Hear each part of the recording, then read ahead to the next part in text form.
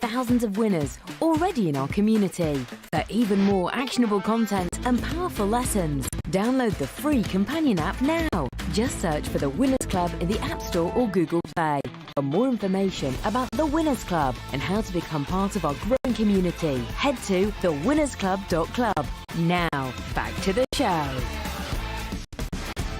Well, good morning, everybody. Welcome back. This is Breakfast with Winners, brought to you by the Winners Club. Hey, I haven't checked this for a little while. If you haven't yet joined our little club, our little gang, our little collective, our little family, then please feel free to go to the top of the room, as the fancy voiceover jingle just said, and click on the green Monopoly house at the top of the room. And if you're new to Clubhouse, I see there's some party hats. I can see Stuart and Dave and King and Andrew down the bottom of the room. We're all new. If you've got your Clubhouse party hat, means you've been here for less than a week. Hello, welcome to the gang. Welcome to the app. Hope you're enjoying it so far. But if you are new and you haven't yet done so, click onto that little green Monopoly house. There's the Winners Club right at the top of your screen. Click on the green house and then you can join as a member. There's 37,700 members of our community who join us every single day, Monday to Friday, 6:30 a.m. till 9 a.m. UK time for the most actionable, tangible, usable content for your life and for your goddamn business. So if you want to join the gang, you can do, and we'll be doing some members only rooms and town halls and stuff shortly, especially as we've got some other stuff happening behind the scenes. So yes, make sure you join us as a member. And I believe that our special guest is en route. She's nearly here. We have got the one and only Kimberly King in the studio with us this morning. And she will be joining us all the way from North Carolina. She's going to Barcelona. That's a good song, wasn't it? Barcelona. Do you like that song? Do you remember that? From the 90s. Freddie Mercury and opera singer lady. We should play that for Kimberly when she comes in. She'll love that. Down. What a tune. But yes, Kimberly is en route to Barcelona to speak at an event, but she has decided she's going to come via London town so that she can come and see the gang at the Winners Club. I think she met some people last night for a bit of dinner. I think people were at the Hilton in London Bridge or somewhere I saw on Instagram stories, which was lovely to see. And yeah, she's going to be in the studio this morning. And we're going to be finding out. I love this when people have been in the room a lot. You know, they've been sharing a lot. They've contributed a lot. They've been, regular attendees to the room. I love it when they actually come in and then we can dive into a bit more about their story, because obviously, shares in the room on Clubhouse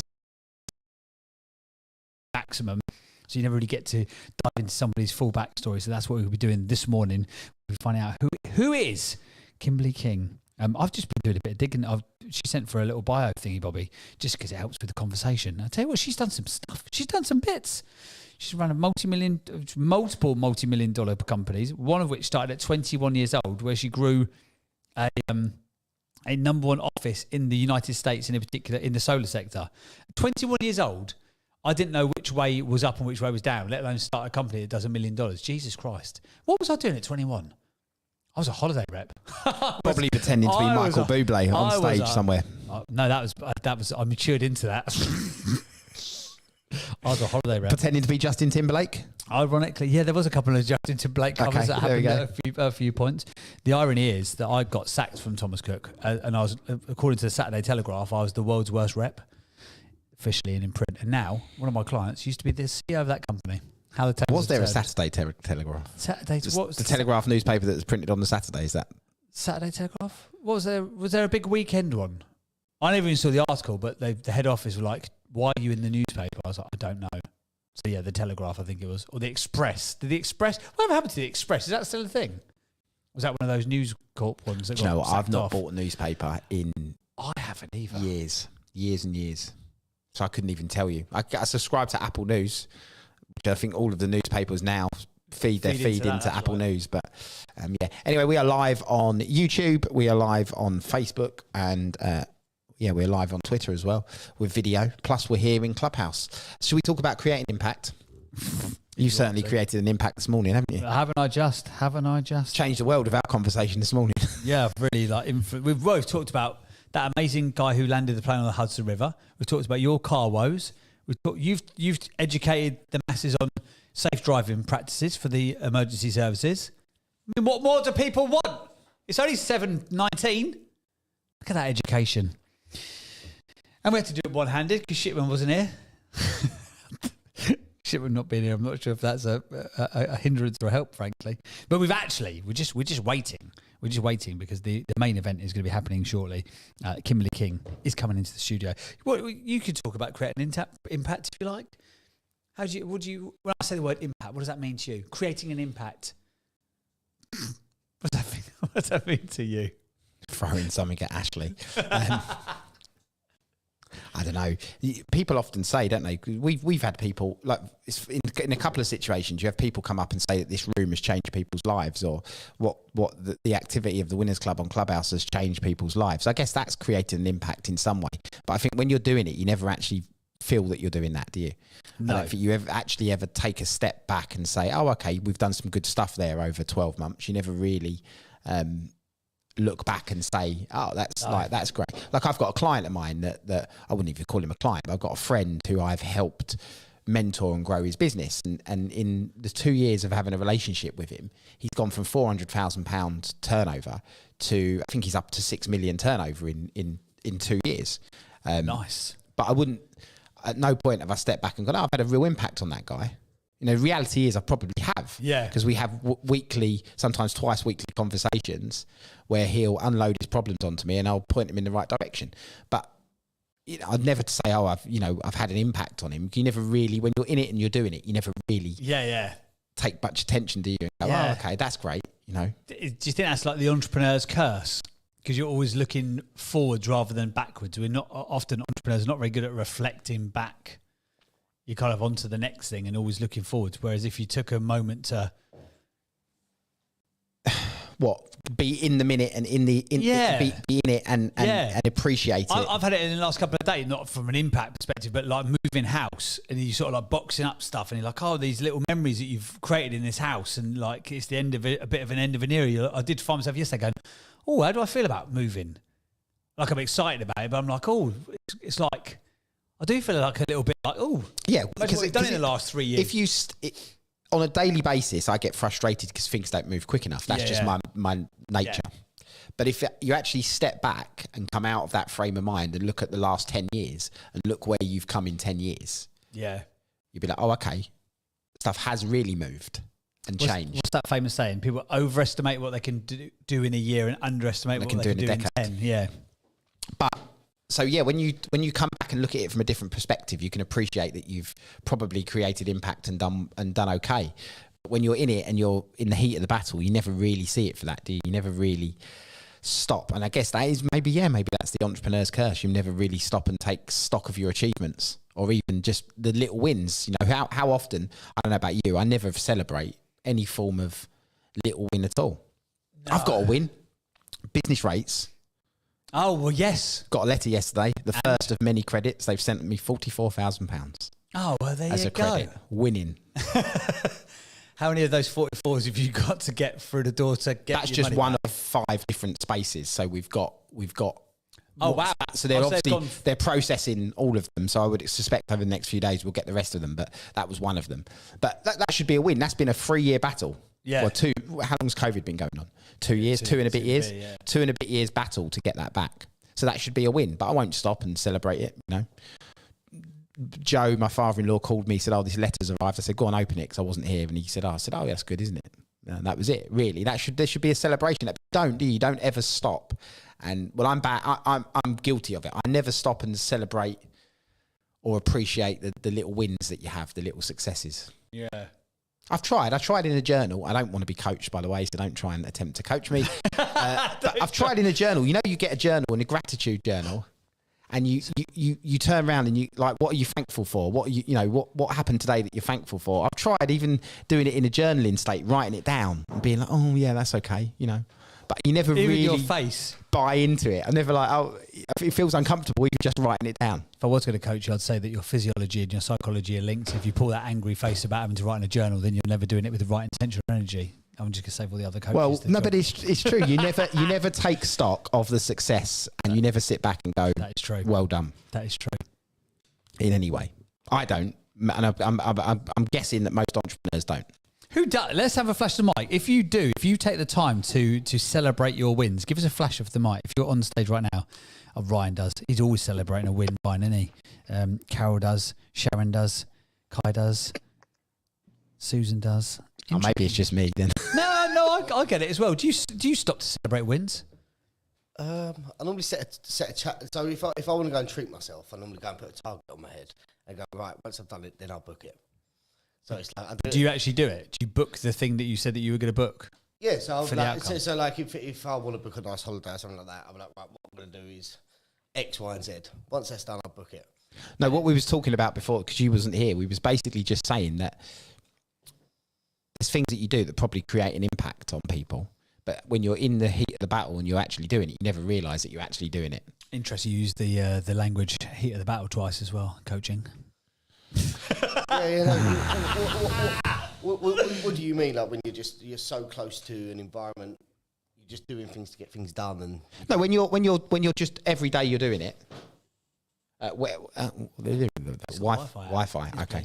Every day when you're doing it, and you're just, like for instance, Clubhouse, the activities that we're doing here on Clubhouse. Some people we've come across people and they've said, "Oh, you've the room has changed a lot, changed our lives, or really helped us." But when you're doing it every day, you don't realise that. You don't actually ever take stock of that and say, "Oh, okay, yeah, we're actually doing something good." You don't ever. It's actually really uncomfortable at the event, wasn't it? With Tim, I was like, "Oh." That's exactly what it's like. But why is that uncomfortable? People literally must have had 30 people like, what you guys have created is it's changed how I do business, and I'm like, okay, cool, bye. Yeah, and EMC, like, I don't know, and I remember EMC. It was just like the response. Maybe that should be our thing this year at EMC. If the Winners Club and the impact it has some praise, we have to take it, we have to absorb it, we have to stand in our power. Yeah, I don't know. Or whatever that I'm not means. one to stand there and go like, yes, I know. Like I'm not just. I'm like happy. To be fair, if you had to take the time to take stock of all the things that you're brilliant at, Shipman, you'd never get anything else done.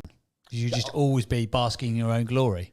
That's why I stay away from it, because I know I'll be lost. In your own brilliance. Like the thing is, I have a chat with Luke, and I'm like, it's hard to maintain this perfection, and didn't get up on time, spent that way, got one dodgy eye. But the problem's always solved. That's that. Don't worry if about. If anything, he's an expert problem solver. If don't worry how it was done. It was done. There you go. Right, gang, we have been filling for time, quite frankly, but we can now reveal. We won't be doing any awards for our audio content that's been created this morning. Not this morning, no. If there's any I tell you, we should create because I've seen people can just start random awards, can't they? And they don't have to mean anything if you just start an award. But we should start Clubhouse Content Award or something, shouldn't we? The Global Clubhouse Awards. Make it sound well wafty, and then we can let ourselves win an award, couldn't we?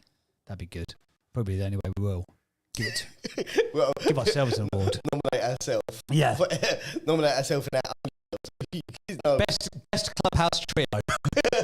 One by default. In terms of effort, not in terms of talent, just in effort and consistency. But anyway, ladies and gentlemen, boys and girls, welcome to Friday, 7:30 UK time. I'm very excited to say that the one, only Kimberly King's with us, everybody. Welcome to the show, Kimberly King, all the way from North Carolina in the United States of America. You've flown in especially just to be here for the next 90 minutes. I know that's not strictly true, but let's just pretend that it is. How the devil are you? I am amazing. This is incredible. It's almost an out-of-body experience. I have been to London many times, but that was before Clubhouse and before the Winners Club. And now you've got friends here. International pals. I had friends, but not like this. We were just describing how it's a reunion. I've never seen you in person before, but it's a reunion. It is not a meeting, and it's fantastic. Yeah, it's bizarre, isn't it? I'll ask you how you feel again in about an hour and a half's time. Yeah, this is normally the high point of the conversation. I'll be honest. You wish you would have stayed that side of Clubhouse. Yeah, exactly. Don't come and meet me in person. They're really disappointing. What are you here for? What are you in London for? Because you're international jet set from the States via London and then off to Barcelona to host an event or something? Or speak at an event? Yes, all of the above. I connect through here on the way to Barcelona for the last several years, going to a big conference there. One is called Mobile World Congress, and it's the biggest tech conference in the world. Over 100,000 people come Wow. to it. And then they have an entrepreneur and innovator conference that's part of it, and another 25,000 usually come to that. This was pre-COVID, so I'm not sure.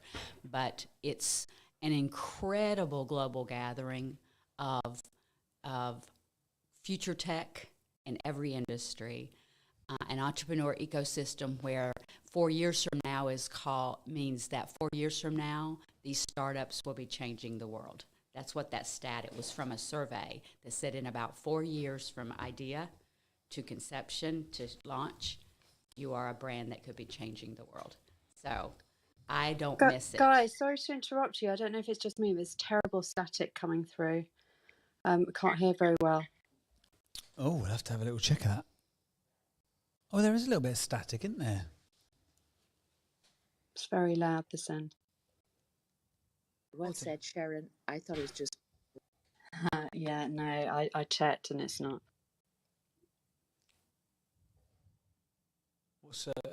We have to do some technical jiggery pokery in the background, gang, and we'll. Has it just started?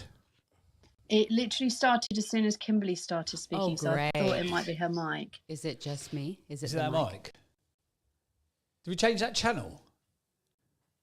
That's the new desk, isn't it? Do I need to turn my Clubhouse off? No, it's not you. Don't worry, it's not. Is it you, still there it's now? us. It's just It's not there with you, but I can hear it in the background. But particularly when Kimberly was talking, it was getting louder. We might have to all meet up in person after all. See, if everyone could come and Could you please?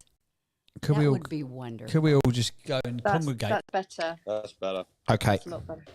What was that then? I just unplugged the lead and plugged it back in again, and everything seems to be working fine. Do you know it's that bloody Apple lead Yes, that we moan about every time. single time? The little this all of this studio functions because of Kimberly, one of those little tiny leads there. Oh. So everything I relies thought on you were going that. to say because of Kimberly. No, this morning, yes, that is the heartbeat of the studio, but it all relies on this little tiny lead that are made by Apple. We've had 150 quid lead made, haven't we? Was that the expensive one? The mega lead.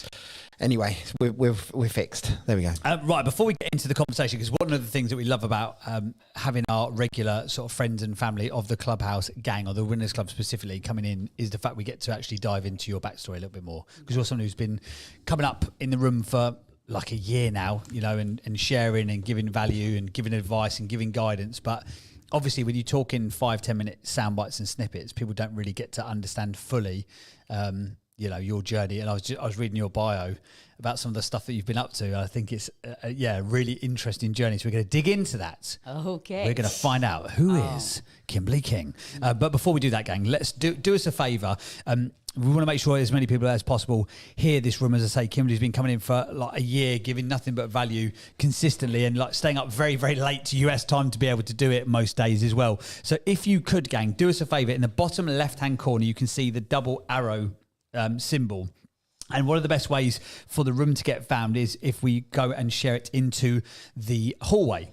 So if you wouldn't mind, click onto that double arrow in the bottom left-hand corner. At the moment, it says 14. I would love to see 100. Should we go to 100? We've got Kimberly all the way here. Come on. She's travelled in overnight, boats, planes.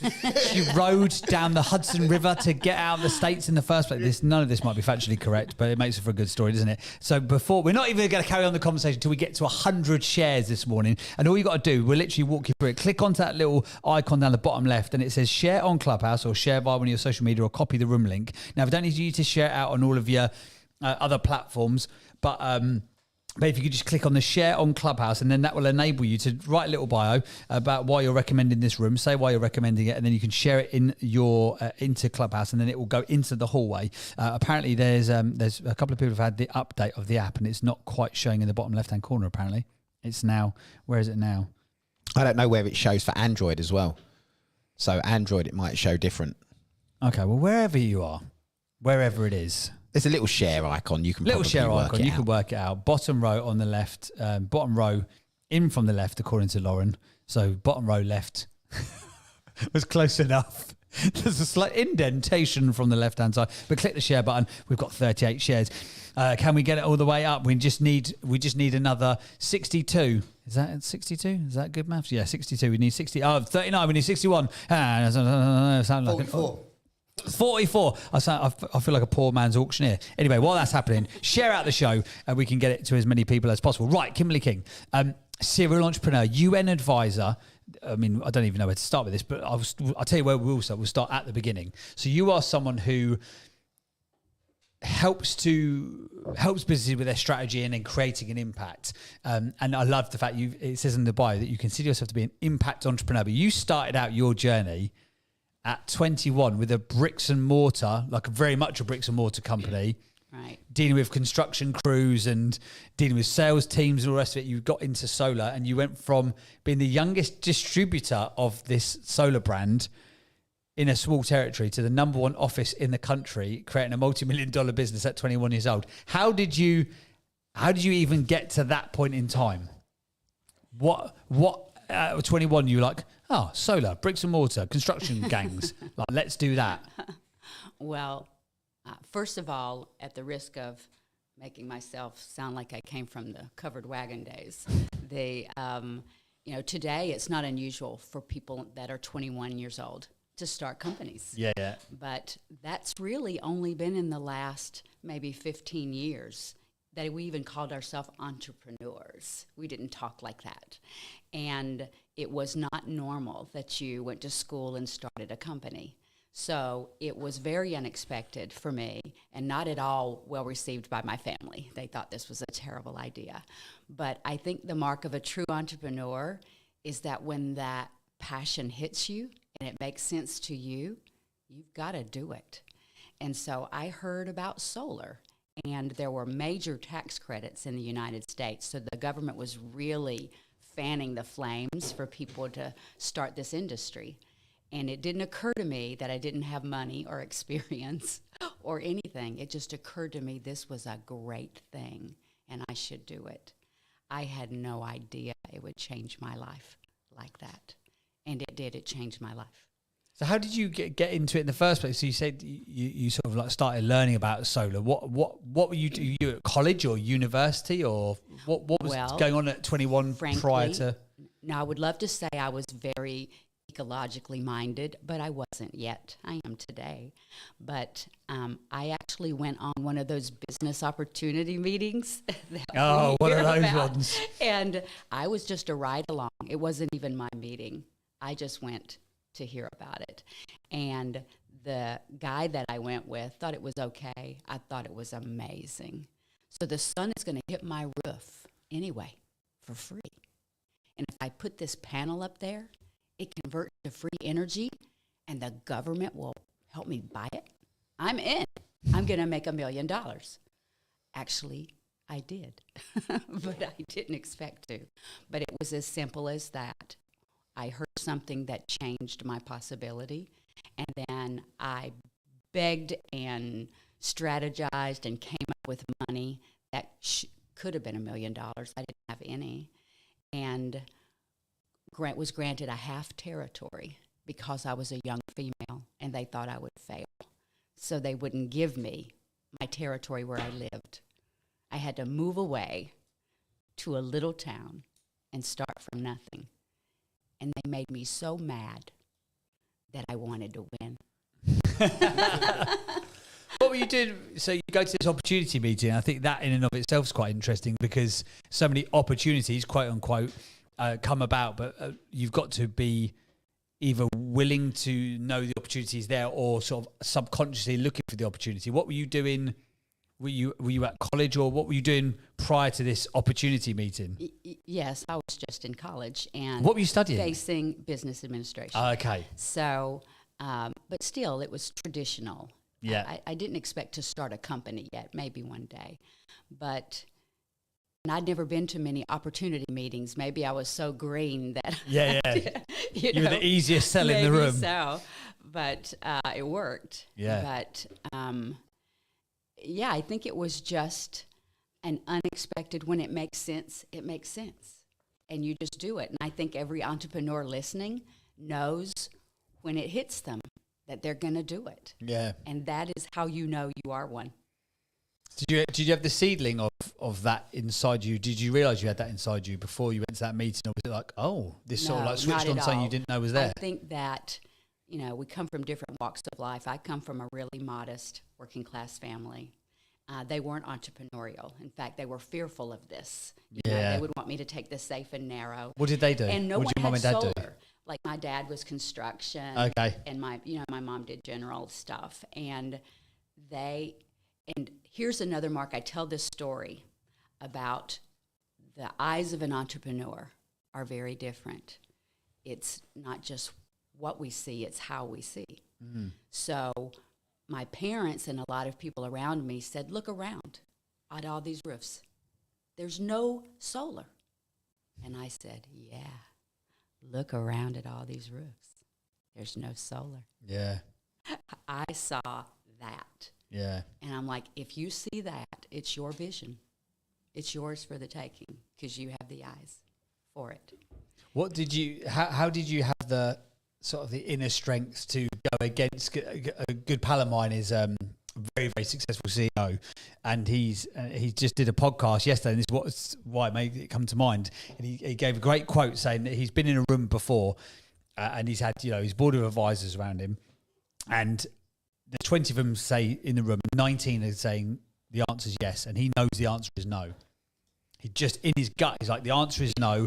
I like you guys. I respect you guys. You're well paid. You're educated. I respect what you bring to the party, but I know that you're wrong. How did you get to the point of knowing that everyone was wrong about this opportunity? Or was it just like an inner self-belief? You wouldn't get talked down by effectively your parents when you're still a kid at 21. What was it that made you go, do you know what, you guys just don't, I see it through different eyes but that you're not seeing? Well, again, I think it's the heart of an entrepreneur, trust and gut. And you better, because you're the only one who's going to stand for you most of the time. I want to encourage anybody that is embarking on this, if you're looking for your family and your close circle to understand you and to see what you do, you're going to be usually disappointed. And for some reason, your tribe are the people who are like you, and you'll attract them as you go. But you better be able and willing to stand in your own vision and test it. It shouldn't be a wild hare, because you're going to pay a price for it, and you can't turn back. You're in the middle. But if you do, if it is yours, you know it. It doesn't matter what anyone else says. Do it. Yeah, I love that. So you start this company at 21, and you as it says in your bio, you went from the youngest distributor. They wouldn't give you a full region. You had to move out to a small town to sort of test the concept. You went from that with the smallest territory that they could possibly give you, because they thought you were going to fail, even though you had this belief in yourself. Even the people who sort of doing the company didn't have that belief in you. You created a multi-million-dollar company, and then the solar industry, like it has in lots of other places, just completely crashed. So you've gone from 21 years old, complete faith, seeing this whole entire industry, thinking I'm going to make this £1 million company. Like your mum and dad are going, look around. There's no solar on the roofs, and you're going, I know there's no solar on the roofs. I get the opportunity. 3 years later, the whole industry goes pop, and effectively you sort of the company crashes and burns, and you lose everything. And this is 3 years later, so you're still like in your early 20s at this point. What was that like?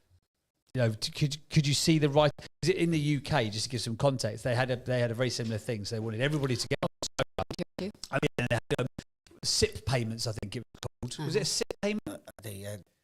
Oh, no, there's the feed-in tariff. That's right. So you had the feed-in tariff, and they would basically, if you put solar on, they would pay you guaranteed X amount of money per kilowatt hour for the next 25 years. And then it was so successful that they just stopped it.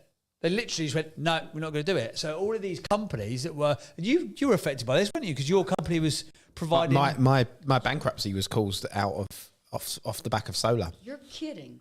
So I forgot about this. I was a big installer. So we were working for one of the UK's largest provider of solar, I guess, and what they were doing is they were fitting solar panels to social housing estates. So they would buy the roof space from the local councils for the whole of the estate. So we were fitting about 75 houses a day of solar.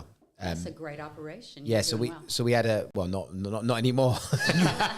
This was 12 years ago, Right. and then overnight we woke up to the news that they'd stopped the feed-in tariff, and so all of the companies that we were working for basically closed overnight, and we were left being owed considerable amounts of money from the person that was supposed to be paying us, and we couldn't afford. So that my first ever business that closed, All right. that killed Mine my too. first ever business. I had no idea that we had that in common.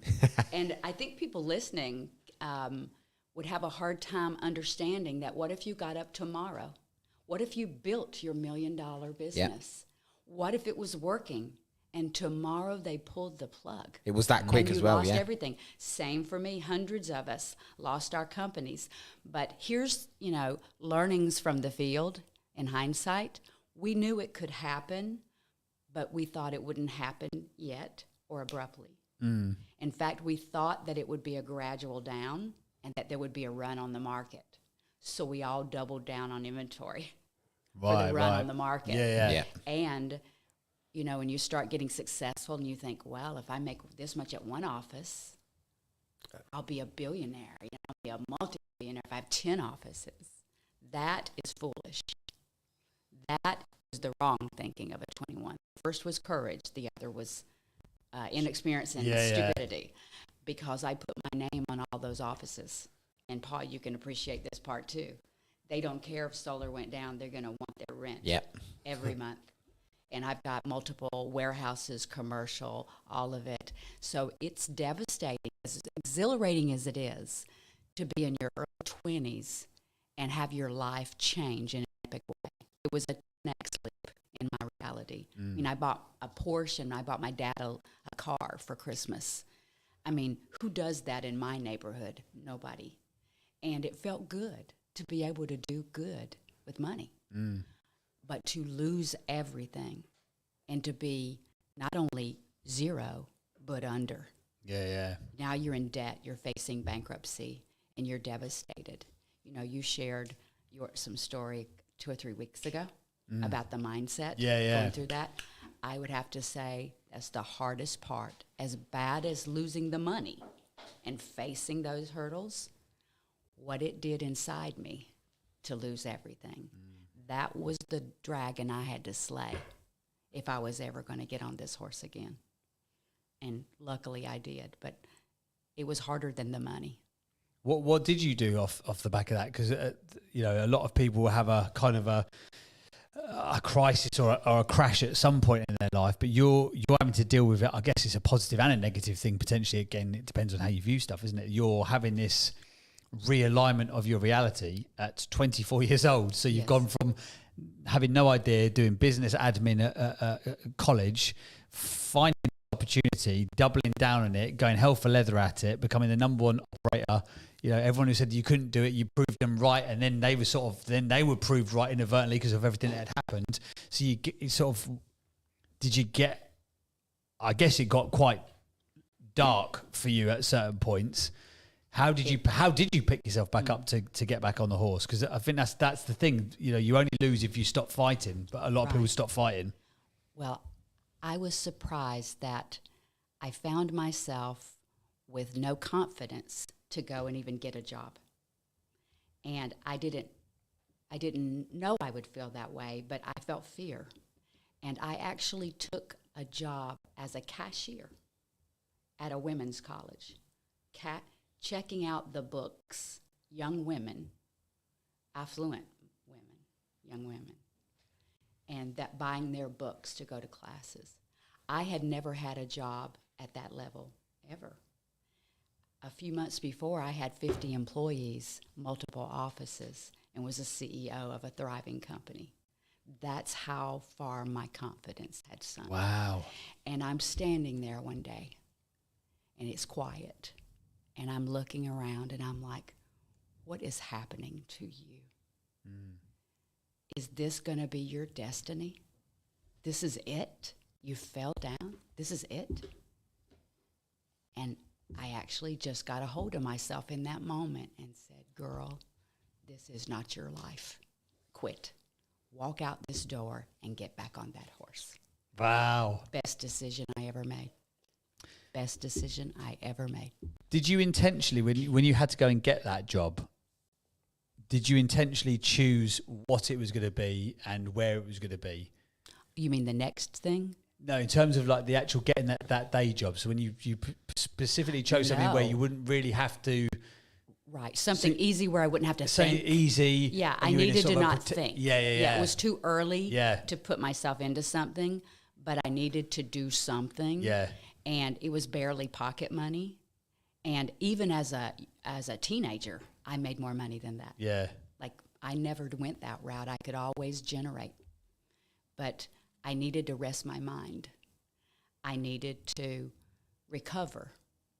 But I also needed that reality check, Yeah. I think. Because if you don't, it will pull you back down and you'll have less and less options because you will accept it in yourself. And that's who you'll be. And there's nothing wrong with it if that's what you want. But it's misery if it's not what you want. And did you literally quit that at that moment and go, I see you quit later? that day. Did you? Yeah. I quit that day. Sorry. Sorry, people. But yeah, I walked out that. But did that you day. know that was a pivotal moment? Like if you didn't I make did. that choice on that day and go, Yes. right, see you later, here's my notice, bye. Yes. Then you're probably there to, Right. I for- think I would have had a very predictable life yeah. after that. Wow. It's in the micro moments that the big changes happened, isn't it? I guess. 100% true. So again, I'm going through your bio. It reads like the script of a flipping film, to be honest. So you start, obviously, like I say, it's one thing to start from scratch. It's quite another thing to have had a perceived loss and then start from less than scratch. You know, when you're Right. Now starting you're in from- debt. Yeah. Now you're in debt, and you've also And you have fear. emotionally in Yes. debt, and like I say, you're carrying very negative baggage with you. So how did you get onto the next thing? Because it was a complete pivot. You end up going from sort of construction teams and solar to community banks and credit unions. How did you find that next perceived opportunity? And when it presented itself, or you went and found it, were you more reticent to jump in this time round? Yes. And Paul can, now that I know your background, I know that you can understand all these choices. The last thing I wanted, Paul, was a warehouse full of anything Yeah. that could be worth pennies on the dollar the next day. I'm like, I definitely don't want a product company. I don't want any warehouses. Yeah. And in North Carolina, because I've just moved back, but I was born there, and we had furniture business was a big hometown industry. Right. Textiles, like, no. Tobacco, no. Banking. So some of it was just the environment I'm in. Right. And it was a banking center, lots of brands there. And I got, actually a prior solar customer came to me and did the exact thing we teach them to. If you do business with me, I should come and say, okay, would you like to do business with me? You know, we trade, or at least let me talk to you. He did that. He was smart enough to do that. And he was with IDS American Express. And he said, you'd be good in my business. But of course, I was the CEO of my empire. Yeah. So I didn't care what he said. Later, I remembered that. So when I started searching, I went back to the financial services industry because someone told me I would be good at it. And I took all these psychometric profiles, and it said, yes, you would.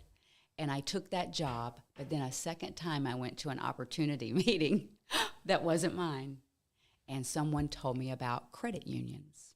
They said credit unions was this member-owned cooperative, like the People's Bank. Yeah. And I'm kind of a, like, cause-oriented business person. If you give me purpose plus money, all my lights come on, because I like money, but money serves me, I don't serve it.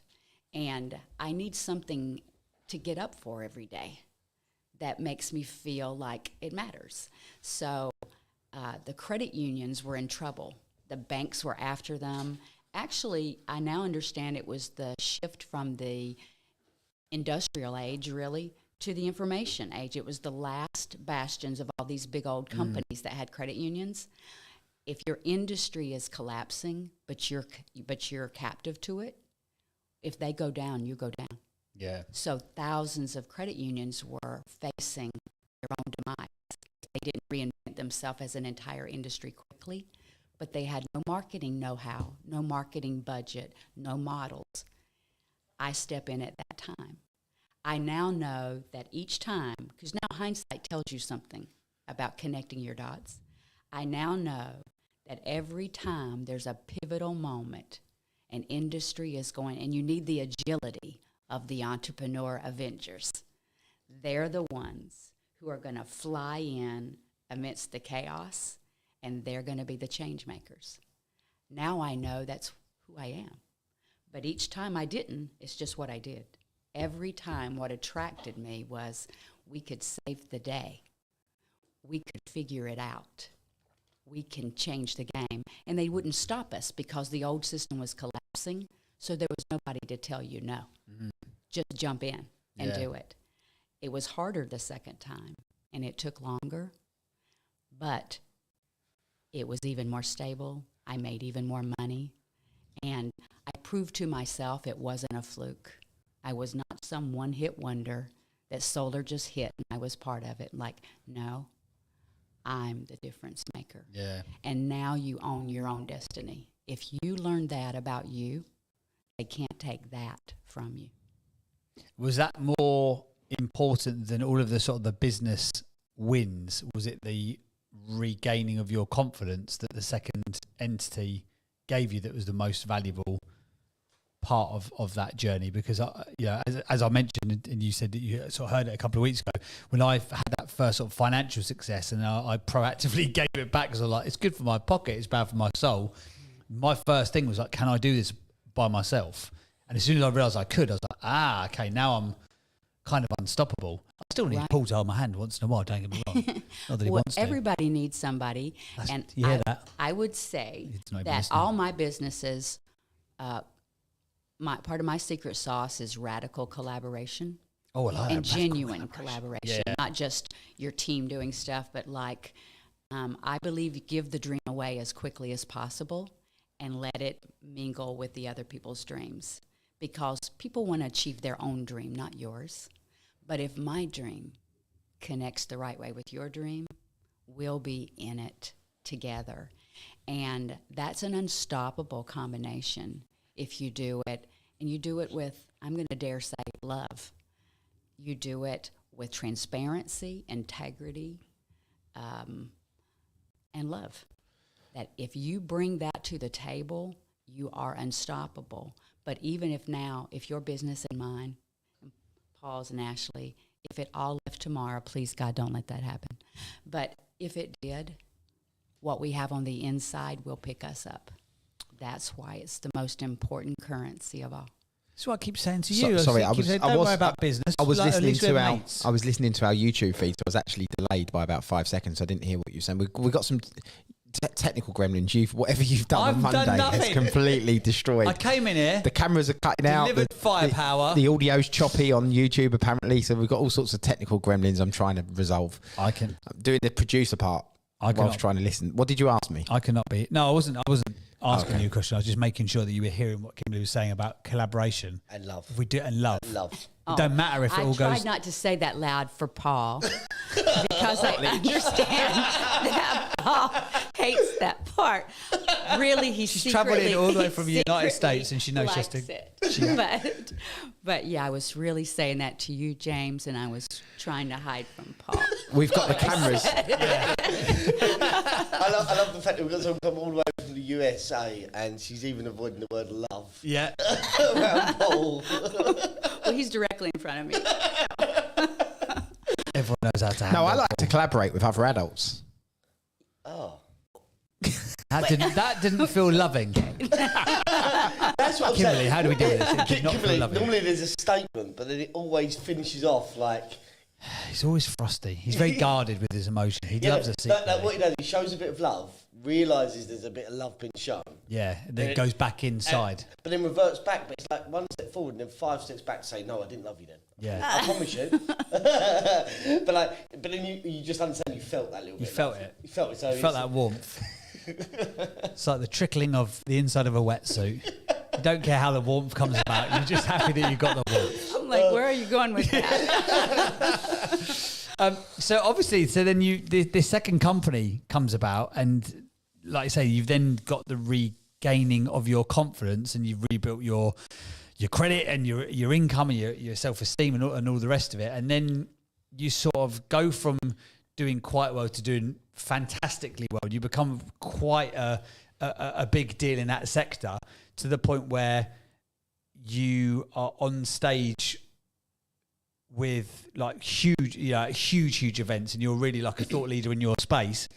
And at some stage, you get involved with a joint venture which ends up generating 3.8 billion in sales between Amex Financial Advisors. You also happen to find a husband along the way at that point during that was Amex as extra. well, a little bit of extra, and then you sort of go on this social mission in philanthropy. And at some point, somewhere down the line, I'm trying not to skip over the journey too much, but you become part of the UN Commission for Women that you've been on the board of for like the last 18 years. Right. How? This is how I frame the question. Is how? Well, I will connect the dots in that the credit union journey ended up being another really pivotal, and what I realized I actually stepped into is the world of strategic partnerships. Right. Because the models that I created to get it done, since they didn't have money, is to bring new players, new products and services, and it was against the law at that point to share, because you couldn't share data. So I created a circle in the middle that could be the interface for everybody. They were all allowed to share with them. Right. And so we created a marketing partnership model, and I realized in hindsight what I had learned was strategic alliances and public-private partnerships. So that's still what I do today. But because of that little stop I made from the man who said, you'd be good in my business, I stopped there just long enough to learn about the whole big financial planning industry. I saw an opportunity to add a whole other layer to my business model. That little moment, these moments of insight, if you collect them, they'll kick in at pivotal times. That led to a joint venture with American Express Financial Advisors. They didn't expect it to be as successful as it was, but it generated multiple billions of dollars. At that point, my reality has changed again. I'm now on a national and global stage. I start serving on boards and doing things like that. That's what starts happening to you. You get invited to do that. I heard some stories of women, refugees, and I met them in person, and they brought me to tears because they were real. It wasn't a commercial or something that you're reading. I'm sitting there with them and their children.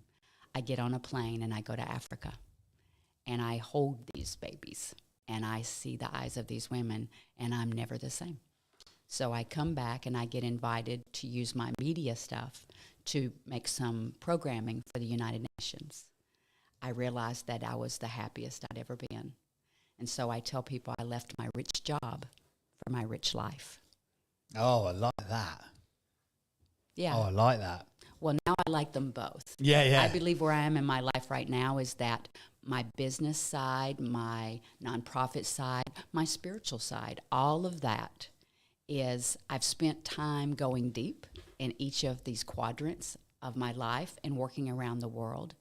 And now the world needs the forces of business and entrepreneurship to come together, but to do it with vision, intention, and purpose. Because if we will combine our mission and purpose with the power of expression and entrepreneurship, it's the only thing that can change the trajectory of the world. We are what the world is waiting for. We're the heroes we're waiting for. That's not just a saying. That's true. Oh, I love that. And now I guess that you could only get to the level of knowledge that you've got and the sort of because of the perceived failures or the challenges that you had in the early part of your journey, that led you on to making the steps that have got you to the place where you are right now. So when you come across challenges now in business and life, are you more adept to deal with it because you know it's all, because everyone was like, it's all part of the process, trust the process, it's all part of the journey, which is fine when things are going good, but when you're when your back's against the wall, you're like, I really don't want to have to trust the process, I just want to get through the other side of the process here. Do you now know, because of where it's led you to, any challenges that come up, and you know, every level you get to, there's another level, another devil, I think Les Brown says. Are you more adept to deal with those things now because you know that actually all these challenges, all these perceived hurdles are put in your way to see how you deal with them to lead you to the next level? I would say yes, but I also refer to your segment a couple weeks ago that we've discussed again here.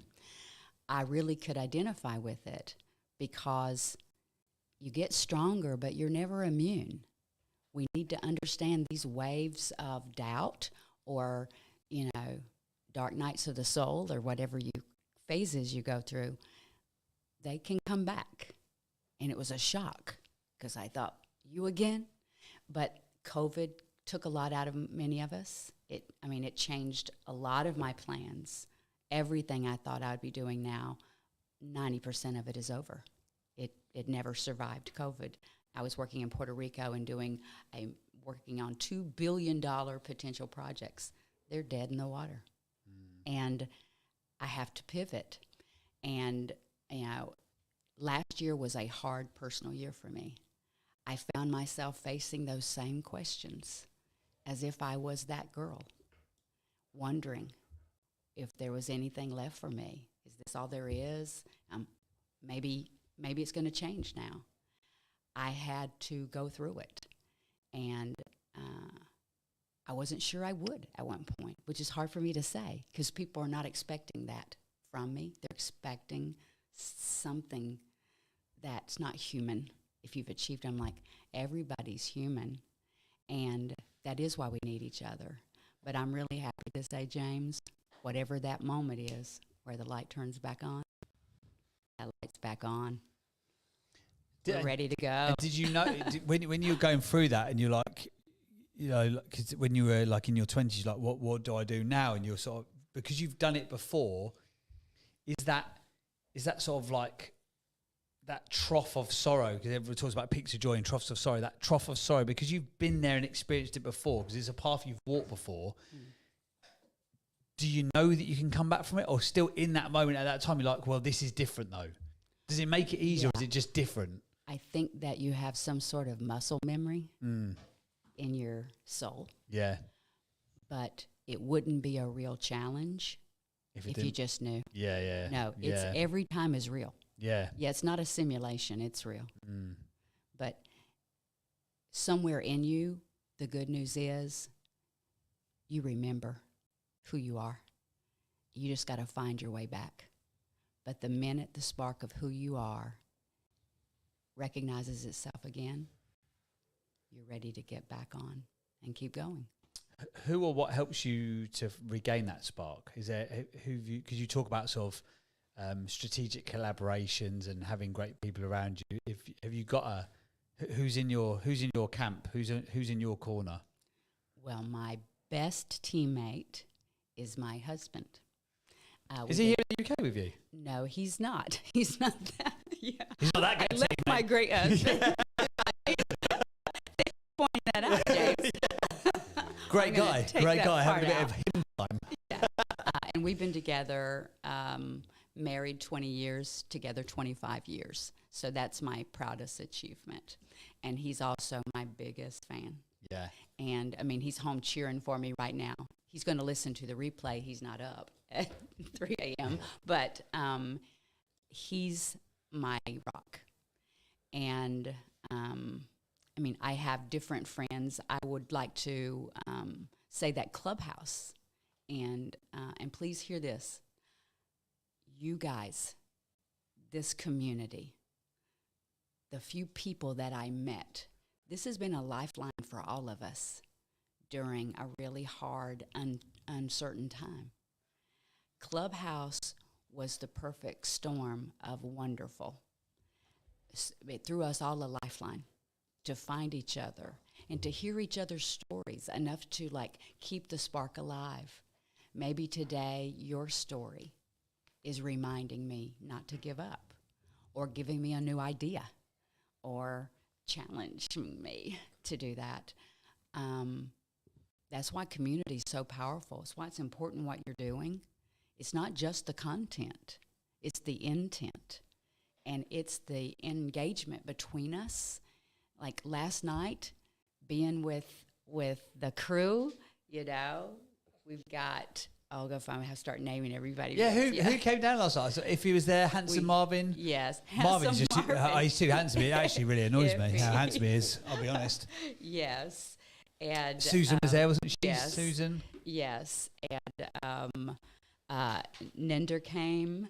Oh, He nice. came, yeah. Georgia was there. I saw Alan, I was Georgia. going to say Georgia. And we have a whole other crew coming today. And Oh, I've brilliant. got meetings during the day. Yeah, shout out to, first of all, it was wonderful to see everybody last night. Everybody is beautiful in person. Like, you guys are, like, pretty. You guys are good. Was you double checking what? Oh, yeah. You guys are ropey. Yeah. And, I mean, last night, you know, I was experiencing that reunion feeling, not new meeting feeling. Yeah. And people have been really gracious. I didn't understand you all had to come from multiple hours, different directions to come in. The States, though, isn't So- it? The States. If everyone thinks if you live in England, you just like live next door to each other, don't you? Right, that's how they do us. Yeah. Too. But people were saying, "Oh, everything's near in London." Yeah, but you don't live right there. You live Yeah. out. But shout out to everybody who has cared enough to go to the effort to come and meet in real life. Yeah. You have no idea what that means to me. And to be invited to come, this is the studio, the Winners Club, the actual Winners Club studio. This is like surreal and fun. So after a year of knowing each other through screens, there's nothing so sweet as to actually see each other's eyes and be in this energy and know that this wasn't clubhouse friendships. This is friendship. Yeah. 100%. Right, I think we better open it. We'll do a fancy jingle reset because I've never had a message on a screen before from producer Paul. Blimey, that was Up in the official, game. wasn't it? He's really going to town today, isn't he? And then when we come back, we'll open it up to the rest of the gang because I think there's so many people who have heard bits and pieces of your story across the last year and got to know pieces of the Kimberley King, but we're going to open it up to some Q&A if you're up for it, and we'll let the rest of the Clubhouse fam Wonderful. ask you some questions, but we'll be back after this little jingle.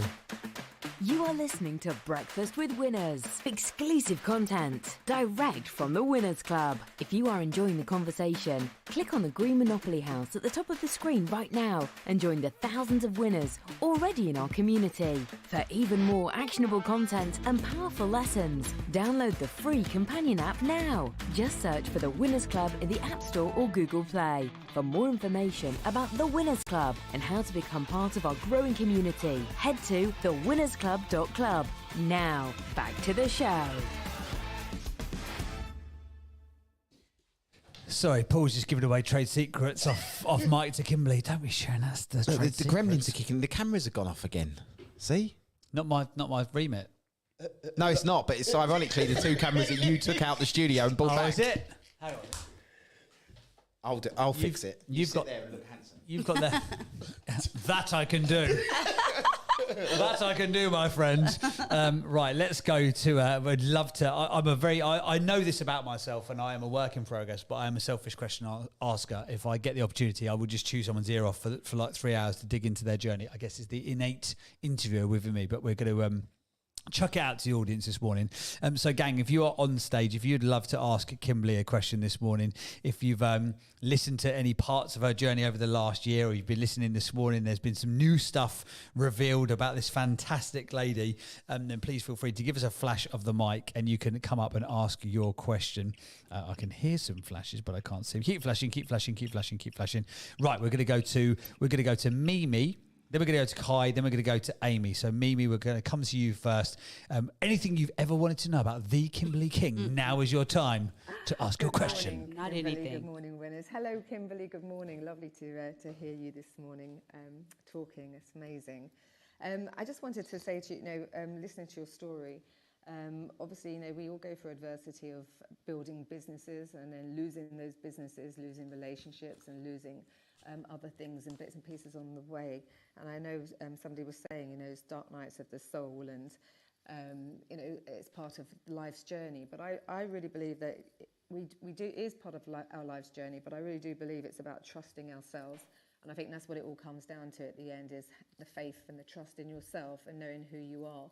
So can I ask you, when you was going through, especially at such a young age, and throughout your lifeline, obviously you've built great empires, you've lost them, but you found things about yourself. Did you always have that faith and belief in yourself? I know times were dark. You obviously sort of you sort of obviously lost parts of your faith in things, but did you always have that deep faith in yourself, knowing that you was always going to become the person that you wanted to become, and you was always going to achieve the things that you knew in your heart that you wanted to achieve? Thank you. Hi, Mimi. I missed you last night, but I'm happy to hear your voice today. I would say the true answer is half and half. I think that many of us have two voices in our head. The two wolves, they say. Depends on which one you feed. So I had the voice in my head. I can remember her from a little girl.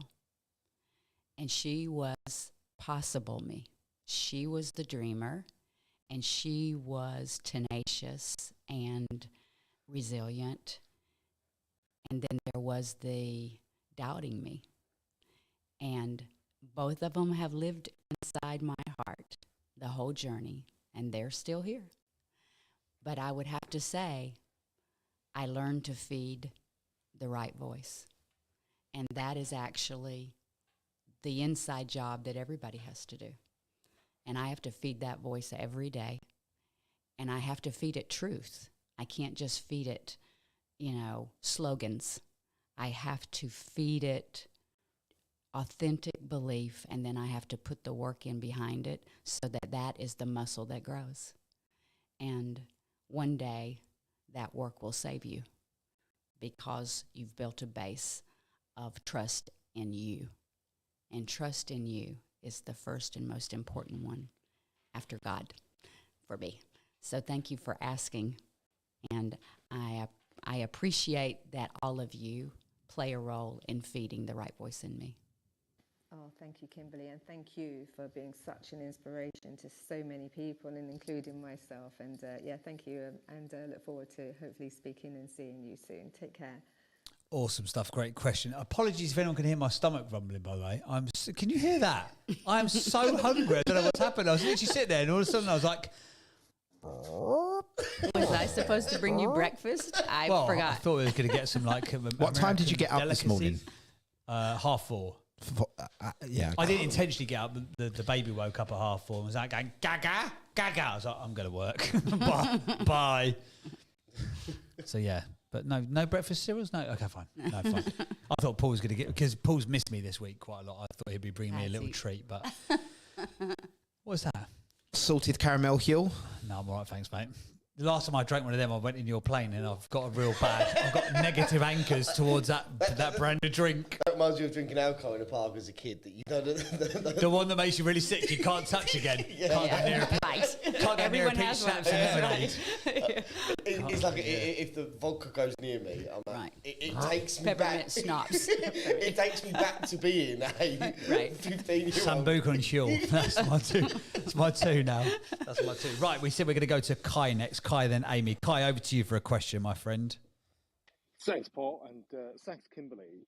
Not only for your wonderful and inspirational story, but also for I think it was this extraordinary voice of calm. And through this calm voice, and then the story of incredible strength and sometimes sorrow, and the strong emotions that comes through. I just found that incredibly therapeutic and meaningful. So thank you very much. It's been really, really amazing listening to you.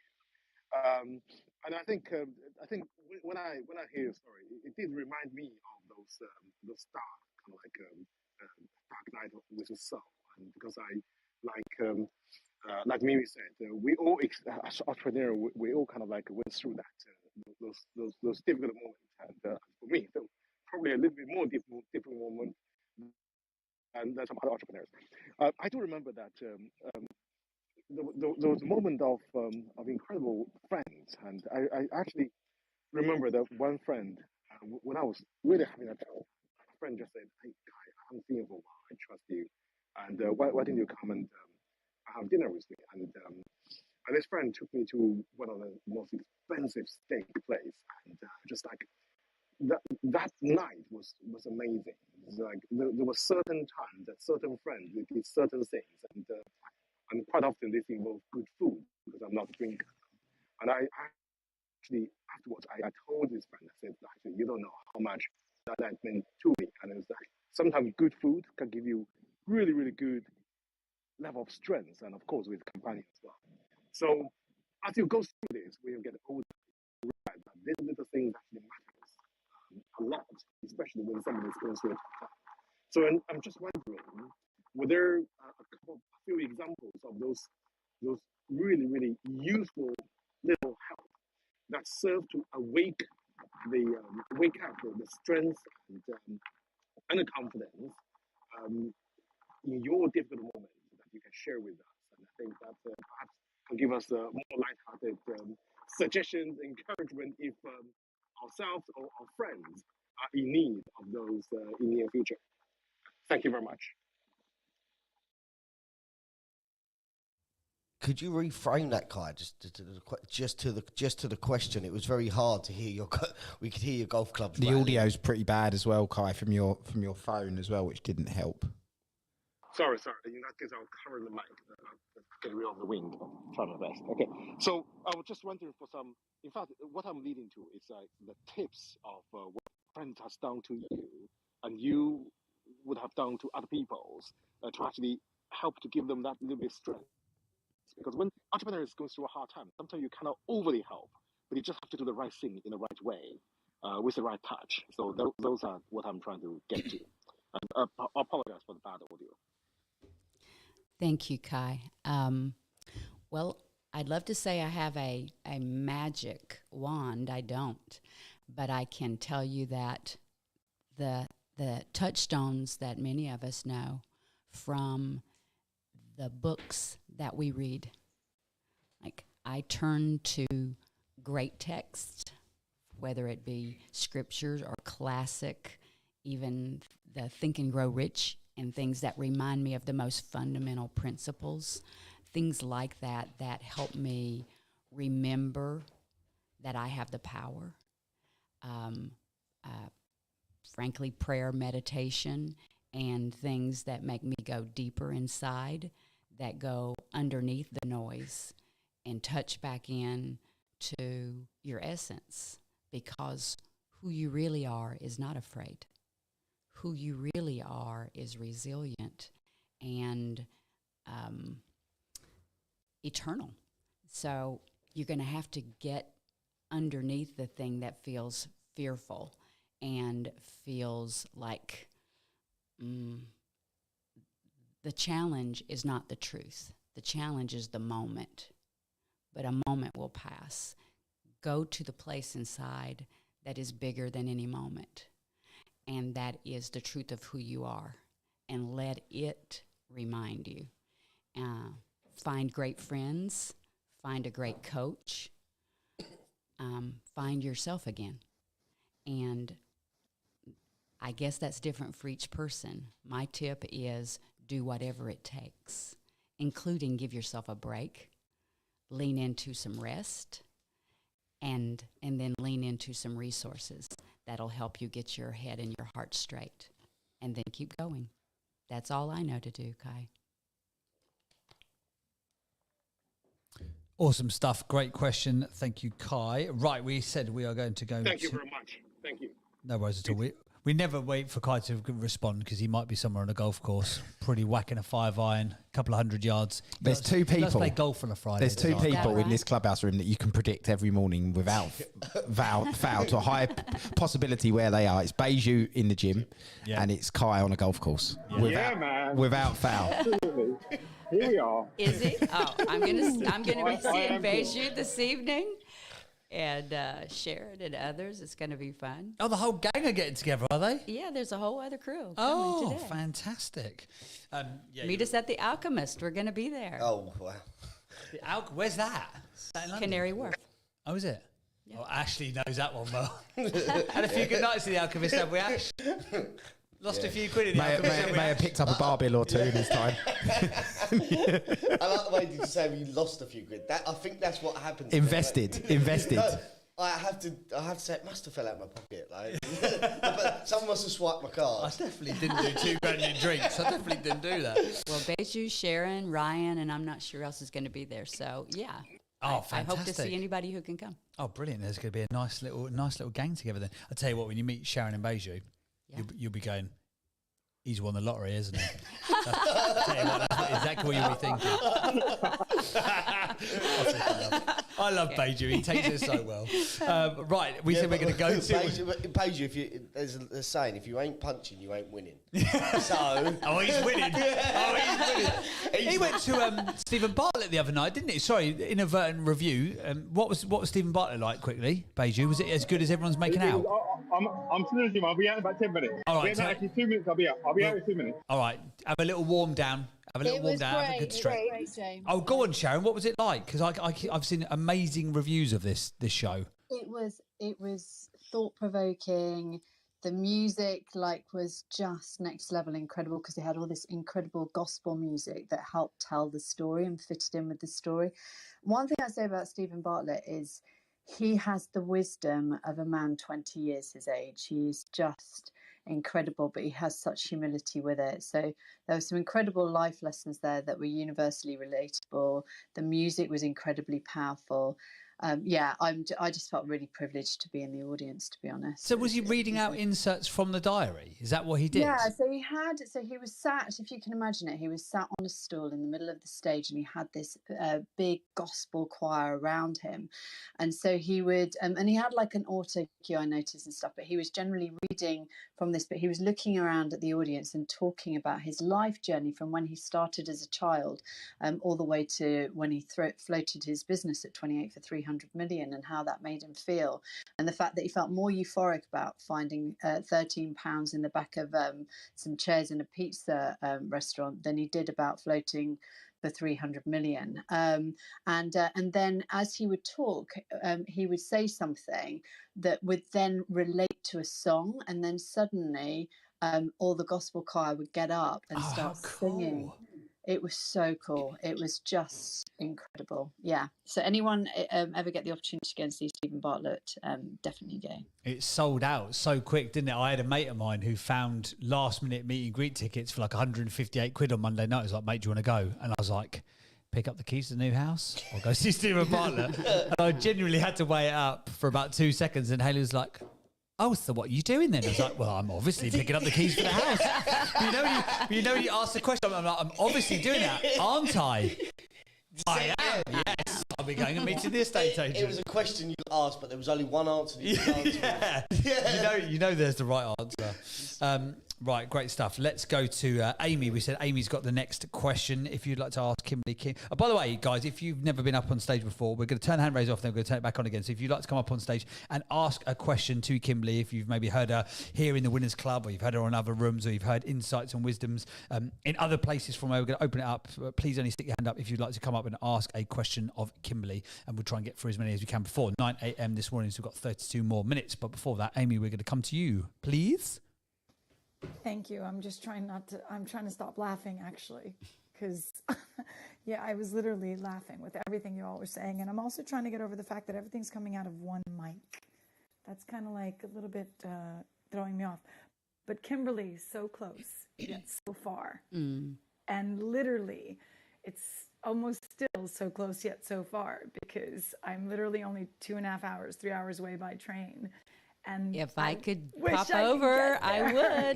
would. I know. I literally am like, shit. Could I get to London in time? Canary Wharf from Amsterdam? Is it possible? Liverpool? I'm thinking to myself, because I used to live in London, so I'm thinking to myself, how could I make that possibility a reality? And that kind of dovetails into the question I have. But first, I want to acknowledge your entire share. And whereas if I had a tremendous amount of respect and admiration for you just by sensing who you were being before, that's gone up about 100 times right now. Because I too am someone that's had my mystical experiences growing up in New York City and having worked in several continents and having, an interesting, colorful background, right? And I think those elements that I hear a lot of people asking about, and I'm going to dovetail to weave that question in.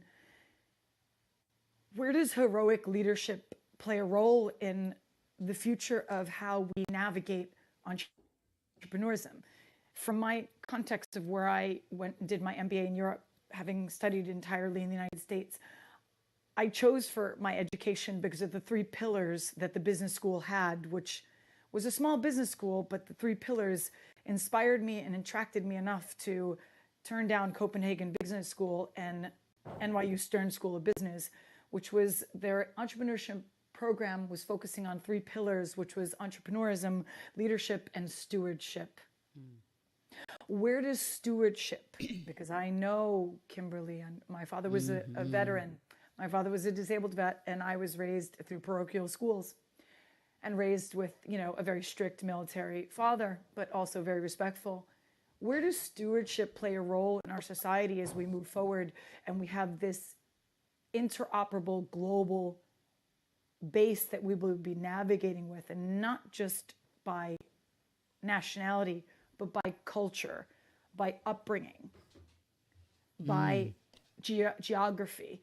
Because this is where I think we as a human race, I think that stewardship and that level of weaving it back in, and quite frankly, if Kai, you could always find him on the golf course, and Baju, you could always find him in the gym, you could always find me in the yoga studio. So I'm quite curious, because you mentioned meditation, you mentioned prayer, you mentioned a spiritual thread, and I am someone that's 100% behind that, maybe 1,000,000% behind that. And I want to get more of that picked out, but from a context of heroic leadership.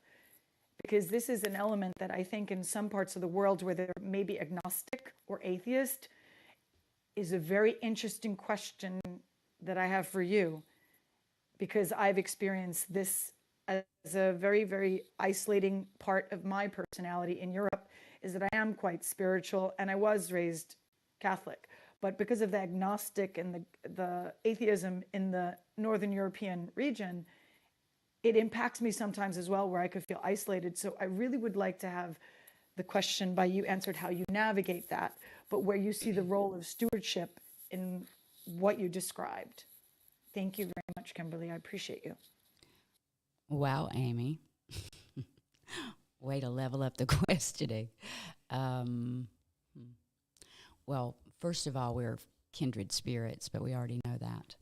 And I have a entrenched entrepreneur and business and strategic mind, and I like that part of me. But I believe it is given its power by the deeper parts of who I am and purpose and intention. And I don't apologize for that. I am totally unapologetic about bringing those together. And the good news is, Amy, is we're not actually alone.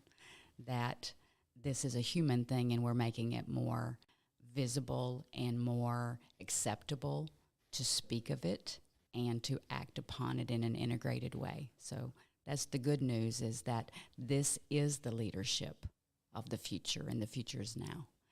That whole people doing whole purpose things, that is the way.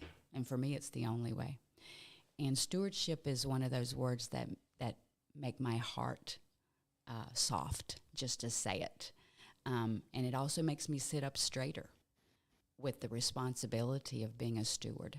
And that is, I would say, part of how I view myself and my responsibility, that I am a steward of something that I have inherited, that I will take care of and influence for a brief time, and then I will pass it on. So it is a sacred responsibility, and everyone has it. Not everyone knows they have it, but I believe everyone has it. And once you know that, you are responsible to live into it. And it can feel heavy, but it also gives you that heroic purpose. It brings out the hero leader in you.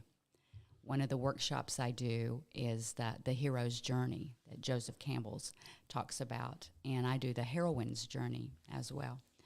And I have found those archetypal patterns to be true, but I also find that they are evolving, that it's not just in that sort of formula, but it is in the becoming who you really are. That is the hero within.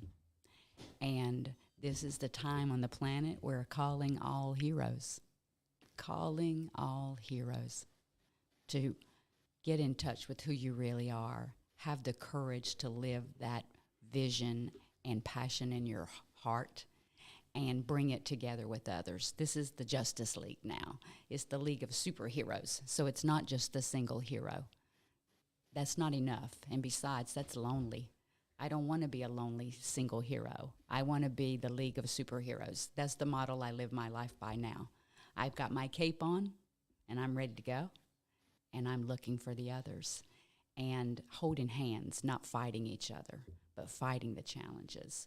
So stewardship is really understanding our inheritance, our responsibility, and our possibility, and standing in it in our most noble, humble, and committed way. All these words have meaning for me too, Amy, and I know they do for you and many people listening. This is the kind of leadership the world needs. Let's keep going. Thank you for the question. Thank you, Kimberly. I really appreciate that, and we will connect for sure. I love that. Entrepreneurial Avengers Assemble. Assemble! Absolutely. The technical gods are still coming to get us. So apologies if you're watching YouTube and the cameras keep cutting out. We're trying to fix that. But also Clubhouse is failing as well. So I don't know about anybody else, but I keep getting a message saying the servers are struggling. That's probably Clubhouse. because of all the rooms on the Ukraine-Russia that are still going on. It's so much coming into the app. Yeah, so if you leave this room, it's unlikely you're going to get back in. For some people, that might be a good thing, but for others, most of you probably just stay here. Don't leave until we finish at about I heard 9 o'clock. Make sure that you end up in the right place. If you click the share button in the bottom left-hand corner, apparently your app runs 17 times faster. So just click that share button on the bottom left-hand. Shipman's face is like, does it? I was like, and that was smooth. Try it.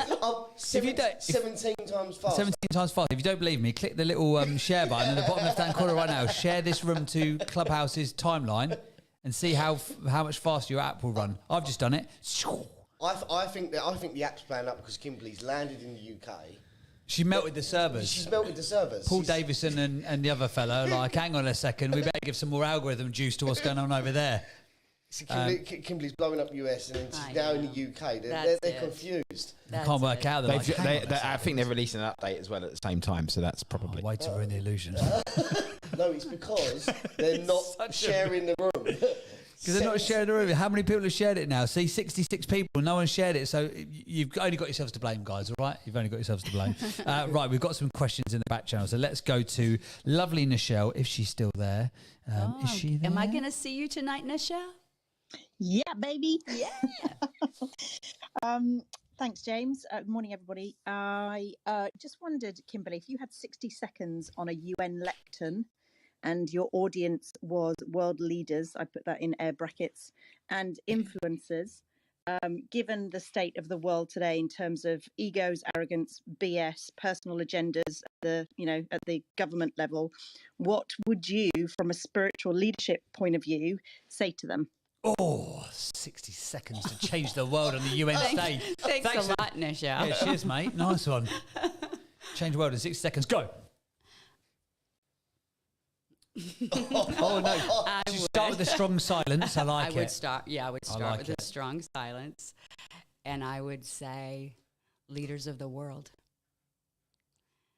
the time has passed for us to believe that any one of us has the power alone to face the challenges that every nation is facing today and we face as a planet.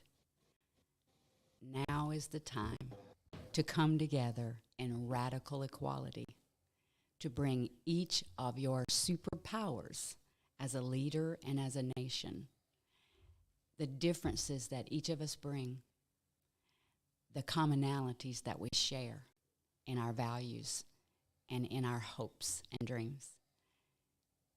Now is the time to bring them together in an unprecedented and unstoppable way. Together, we are the world. Together, we can change the world. Together, we shape the future. Let's do it now. God damn right. Yes! Come on! Off the cuff. For president. Yeah, Kimberly for president of the world. Let's get rid of Biden. Let's get rid of Bojo. Let's get rid of all of them. Let's definitely. I'm not even going to go there with the Russia thing, but let's get rid of all No, of on a them. serious note, though, I've had a message from a couple of people saying, "Why aren't we speaking about Ukraine?" It's not that we're not sympathetic with what's going on. It's not that we're not paying attention to the world situation of what's going on, but actually, I'm not well versed enough in that setup and situation also to have the conversation. there's quite lots of frankly. rooms doing that right now on Clubhouse, and there'd be no benefit in us doing that at all. So For the foreseeable future, anyway. Just things may change that we may need to talk about, but yeah. But Look, there's lots of 24-hour news channels. There's press coverage going on all over the place to find out the information about that, and it's good to stay on track with the ethos of the week. Look, listen, some light-hearted entertainment, some entrepreneurial information, and like Most Kimberly people said, don't call me lighthearted, so that's actually No. interesting. but it's not that we don't want to be covering the story, but actually there's many other rooms that are doing exactly that much right now. better equipped than us three to have that conversation as well, frankly. So that is why. Right, let's go. We've got a couple of questions that have popped up in the back channel. So we've had Michelle. I can see a few people have shared the room to get the 17 times faster. Hopefully they're having a much more beneficial user experience now that they've done that algorithm hack. There you go. You're all very welcome. Susan Stocker, intergalactical queen of the mother flipping universe. Are you there? What would you like to ask our lovely pal Kimberly this morning? I am here. Oh, good morning, Kimberly. Morning, guys. Kimberly for president of the world for sure. Kimberly, it was honestly, it's so lovely meeting you last night. I had the absolute pleasure of meeting you, and we had a great conversation around the importance of breaking the stereotype of masculine and feminine energy. And we discussed about coming from a male-dominated environment and how the importance of displaying your feminine energy while holding your ground. But you said it in such a beautiful way. So I would love you to explain how you've managed to balance the two with all your success throughout all the years, if you would like to share what you shared. Great seeing you guys last night, Susan. Even more beautiful in person, inside and out. And I'll see Elaine and Carolyn and Nichelle and others tonight as well. So I want to mention people's name, but Sharon, I really appreciated our conversation. And you know that I'm a big fan of how you hold these rooms for these parts of conversations as well. And you had asked me at the beginning when I started, and it was a different time. You know, each 10 years there's a shift. It may be sooner than that, but definitely every 10 years you can tell the evolution. You can see the evolution. And when I started, this was like, I think I said women wore shoulder pads in their suits, and it was trying to emulate masculine leadership so that you would be accepted and play the game. And it was an unhealthy feminine too. You would use your femininity and then, you know, have it backfire or have it used against you. And it was a weird time for men and women coming into the workplace. I've watched that evolve. We still have work to do, but today I think that I embrace what they call the masculine, the doer in me, the strategist, although women are incredibly strategic thinkers. But if the feminine energy is traditionally considered the being willing to listen, to hold the space, it's powerful. It's not weak. It's actually the skills of finesse, the skills of deep insight, the skills of integration of multiple domains of thought at the same time, and the masculine skills of action, forward motion. If that is what it means, it really is about being a whole person. What I'm seeing is that men now have permission, more overtly, to be both great achievers and loving fathers and husbands and nurturing, listening colleagues and bosses. And women have the right to take on any challenge and not apologize. In fact, not only not apologize, but bring to the fore her innate wisdom and skill set for human touch and for human insight. All of us need to integrate that. So the masculine and feminine are not at war. They are parts of the same whole. I love men and I love people. And I think that men and women were made to be partners. And you're made to be a partner within yourself. Stop fighting those pieces of yourself. Bring them all together, and we'll be the most unstoppable humanity yet. Gosh, she's good, isn't she? She's the queen of soundbites. So I'm going to re-nickname you the queen of soundbites. Great question, Susan Stocker, intergalactical queen of the mother flipping universe. Thank you for it. Great answer as well. Right, we've got 14 more minutes left of this morning show, so we're going to try and get through as many questions as we can. Beju, aka King of the Gym, give us your question, my friend. Hi, James. Good morning. Good morning, Kimberly. Love listening to you this morning. I'm looking forward to seeing you later. And yeah, what Sharon said about Stephen Bartlett was spot on. You know, it was a fantastic evening. It sort of dovetails what Amy and Susan said, Kimberly. You know, you mentioned the fact that Clubhouse came at a time at a perfect storm. It sort of give us a lifeline to connect with people around the world. You've met many, many people. You're involved with so many projects around the world, met many different people. Did coming onto Clubhouse and connecting with people that you probably wouldn't have connected with in any other domain, has that give you either renewed or reinforced your opinion about human spirit and what we need to do, and especially what's going on around the world? I completely get what Paul's saying. He's like, there's plenty of room talking about what's going on. I think we do acknowledge it, but we can approach it from a different perspective about, okay, what can we do as entrepreneurs to make the world a better place, to teach so-called leaders around the world about how to operate.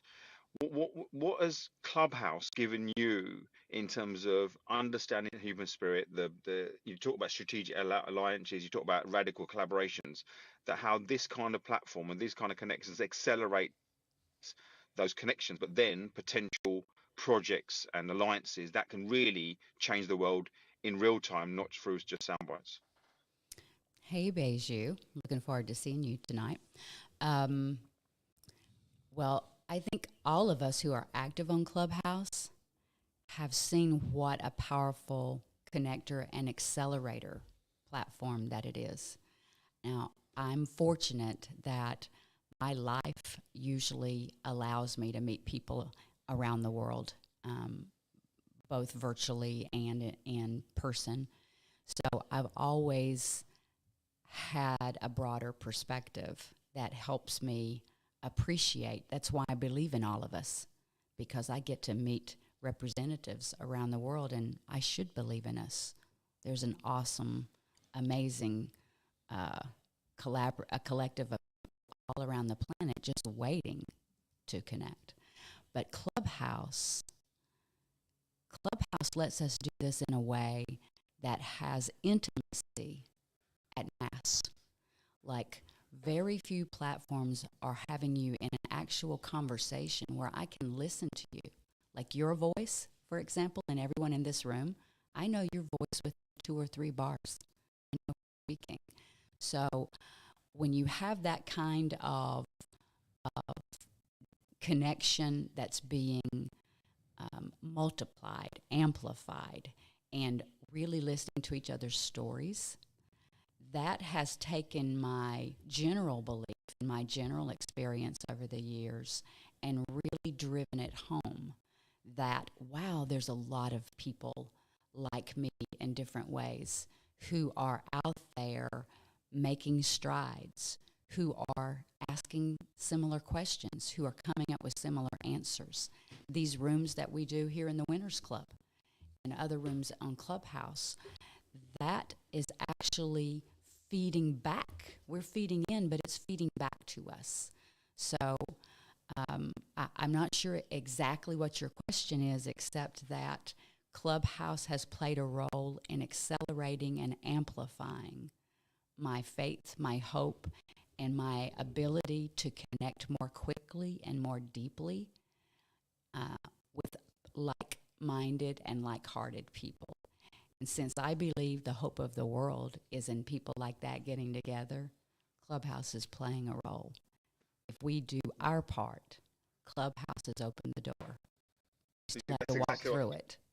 That's exactly what I'm saying, that Clubhouse has given us a very unique window to connect and collaborate in ways that probably other platforms don't. And, we can use this for a force of good, and we are.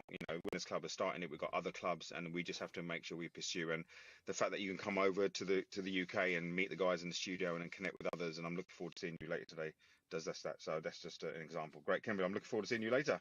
Same. Take care. Thanks, James. Awesome stuff. Cheers, mate. Right, let's get a couple more questions if we've got time for them, which we have. We've got 9 more minutes. We've probably got time for 2 more questions, I reckon. Give us a flash of the mic if you'd like to ask a question to our lovely pal and regular contributor here in the Winners Club, Kimberly, who's flown in from the USA. She's en route to Barcelona to be at a very, very big tech conference, but she's come via London town so she can meet up with some of the Winners Club gang.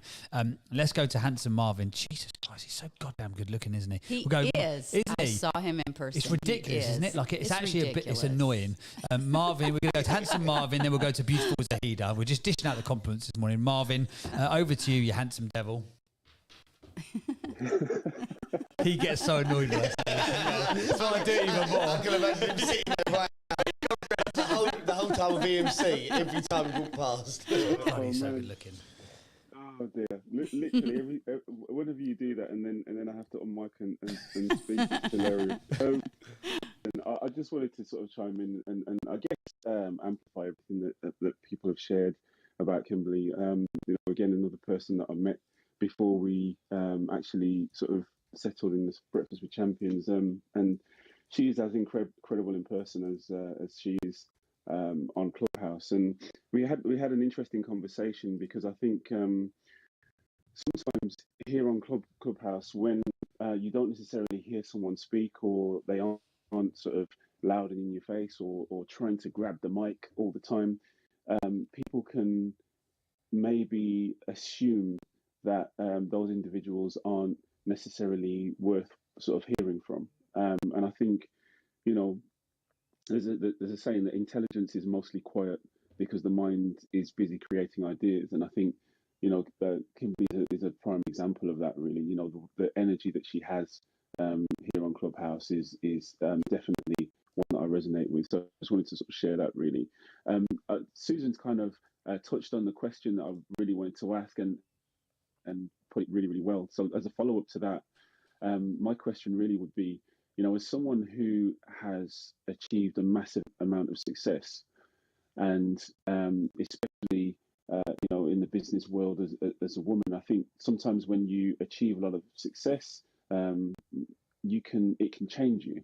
When you accumulate a lot of wealth, that can change you also. So, what have you done to kind of stay the same within yourself, but at the same time recognize how you need to evolve to be the person the next version of you to actually accomplish some of the new targets that you set out? That would be my question.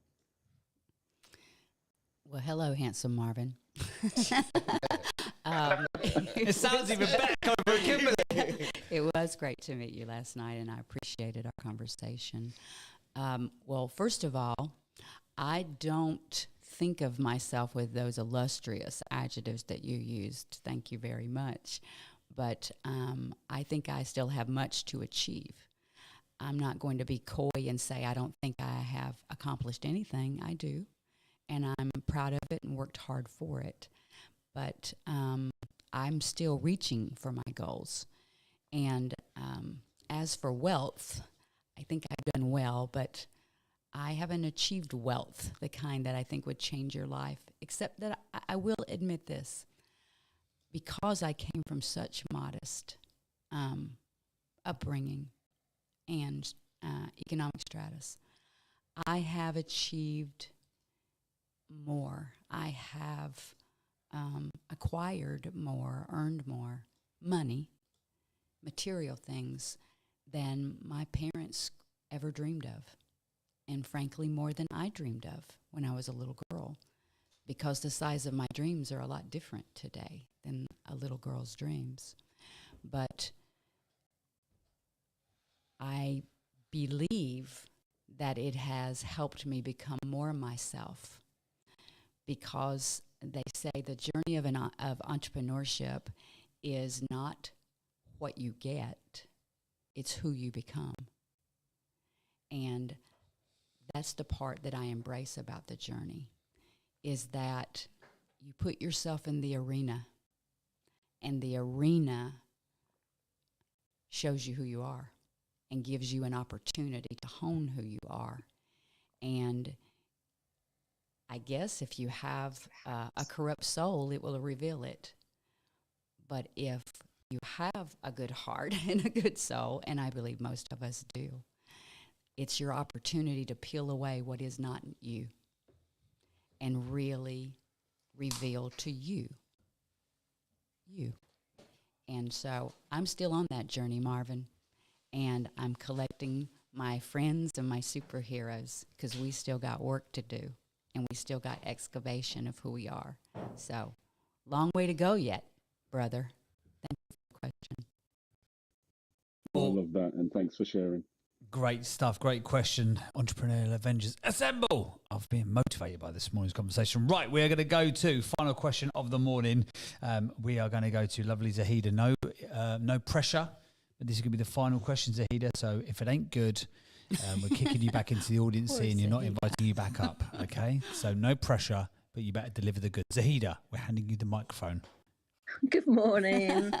Morning, winners, and morning, Kimberly. This is a great opportunity. Sorry it's the last one. Hope it's a good one. Great listening to Kimberly. Really, really good to listen to your story and what you stand for. My question to you is, actually, I have an 18-year-old daughter who struggles with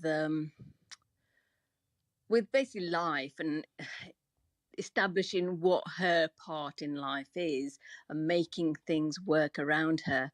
And I know a lot of youngsters also have the same mindset of what is life about? How do we manage it and how do we get through it? Because that is exactly what her take is on life. How do I get through life? How do I get through everything? Because it's all such a struggle. And I know, like I say, a lot of teenagers, a lot of young people are finding this, especially at the moment.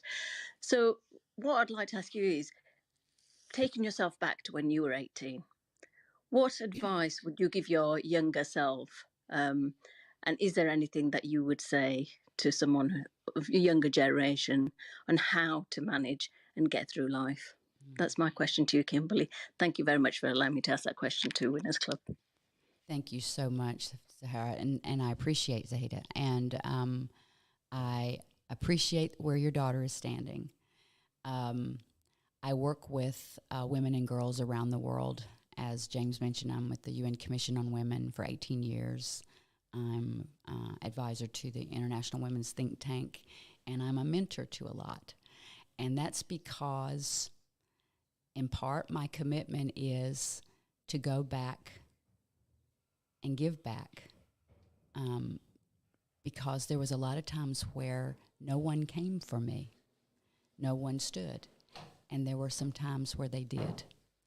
And so, and thanks to times where people did stand, where women did show up, and for all the times they didn't, it's up to us to change that.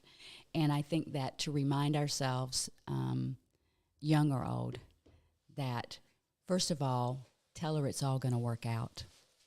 I would tell her it's all going to work out. And that thing they say about don't sweat the small stuff, believe that one. That the things that you think are most pressing and important, take a breath. Get in touch with the parts that don't change. Understand your power. Understand your worth. Understand that you are here for a purpose and a reason. And being a female is a special opportunity. You come with a set of gifts and talents the world is waiting for. There is no lesser gender, no lesser race, no lesser anything. And that's a message for all of us, old or young, male or female. But let her know that she's been born for a purpose. Believe in her purpose and be about it every day and find others to help her go. That's the advice we all have to take every day and do it, and then be the one that others can turn to as well. Thanks so much for the question. What a great question. What a great answer to end with this morning. Kimberly King, the president of the world, in my opinion. Thank you so much, Kimberly. I really appreciate that answer. And that is something that I do try and talk to her about. And it is something that I value too. So thank you so much. I appreciate you being here as well. Thanks a lot, James. Thank you. Awesome stuff. Thank you very much. Well,